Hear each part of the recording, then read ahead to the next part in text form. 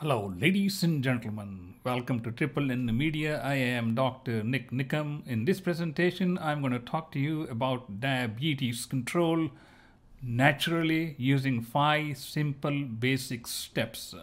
If you have been newly diagnosed, you have diabetes, these are the initial simple steps that you can take to get your sugar under control and reduce all the complications related to the diabetes. So let us continue with the feature presentation. Diabetes is a very complex disease that involves multiple systems: the heart, the kidneys, blood pressure, cholesterol, vascular system, everything. But it all begins with carbohydrates, sugars, and it's a numbers game. If you understand how to keep your sugar level down, that will be the basic foundation for controlling your diabetes, reducing reducing diabetes risks, and improving your quality of life. So let us take a very basic look at the 5 steps that you can understand in order to bring your diabetes under control naturally. That is, before you need any medications.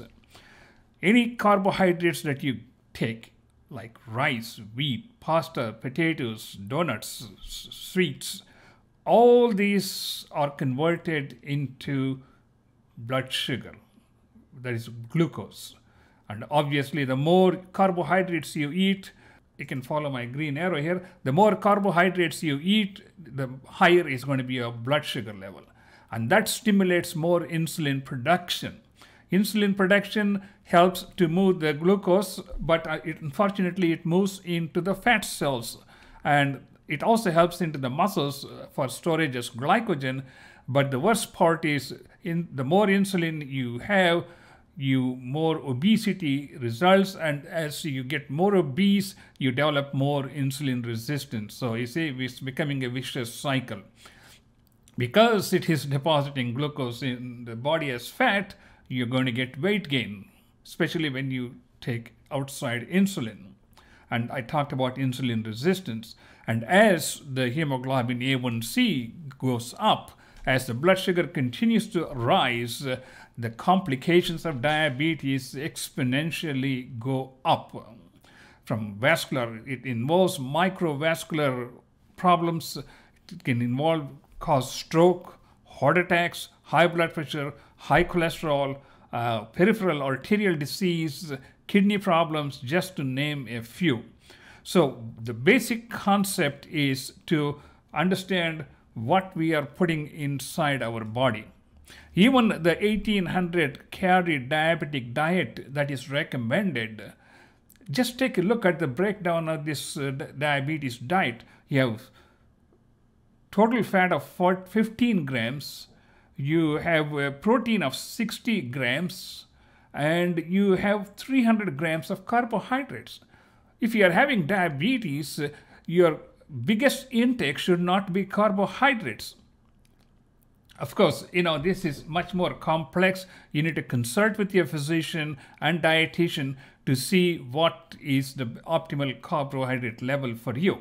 But I'm giving you some concepts, 5 basic concepts of how to control your diabetes with natural diet and exercise. The body does not need this amount of carbohydrates. If you can get away with the lowest amount of carbohydrates, that is going to significantly decrease your blood sugar level, reduce your insulin requirements, and reduce your weight, because 1, you're reducing your carbohydrates, number 2, you're reducing the amount of fat being deposited in your body, and number 3, adding exercise to that will make a dramatic difference in how good your body utilizes glucose, thus bringing down the glucose level naturally without taking any medications or insulin. So the first step is to reduce your carbohydrates. How much carbohydrates do we need to reduce it to? So that is my next question. You can keep the total fat and proteins all right? But if you can reduce the amount of carbohydrates just enough to make sure that your blood sugar levels are adequate, that you're not having low blood sugar level, then I think you should be fine. Okay, let's look at what happens when you progressively reduce your carbohydrate intake and thus reduce your blood sugar levels. When you cut down your carbohydrates, say to start off with about 25%, 1/4 of your carbohydrates, whatever you are taking, put it on the side and never look at it again. By doing so, you reduce your blood sugar level, you reduce the need for insulin, and it helps you to lose weight because you're cutting down your carbohydrates. You need less medications, and the complications may be delayed for a long time if you can control your blood sugar level, which is the starting point, as I said. Can you cut your carbohydrates by 50% or more? Yes, definitely yes. But you need to do that under the supervision of your physician. Because if you look at the keto diet, basically which recommends 30 grams of carbohydrates per day, which is equivalent to 3 slices of bread. You get it? 3 slices of bread. Then say, well, how am I going to replace all my calories? How am I going to be able to feed my stomach and keep my tummy happy? Yes, I'm going to come to that in a minute. But before we go any further, if you can cut your carbohydrates even up to 100 grams, which is equivalent to like 200% reduction in your carbohydrate intake from this 1800 calorie diet. So what is the basic amount of calories you need anyway? You need 12 to 1300 calories to keep your body from breaking down proteins for energy. So if you can take 1300 calories and take out the remaining 600 calories from these carbohydrates, as long as your sugar levels are maintained, that's why you need medical supervision. If you can get away with 50 to 100 grams of carbohydrates, still you can reduce your blood sugar level, reduce your insulin requirements, get your weight down, and maybe get off medications if at all possible by maintaining a lower blood sugar level and reducing your hemoglobin A1C to the normal range. Can you do it? Well, there are thousands of people who are following the keto diet where they are relying on 30 grams of carbohydrates per day and dramatically reducing their blood sugar levels, hemoglobin A1C levels, and bringing them to almost normal range. Okay, that means, we got to put an X on a lot of items that we normally take for granted. Just 2 slices of bread has almost 25 grams of carbohydrates.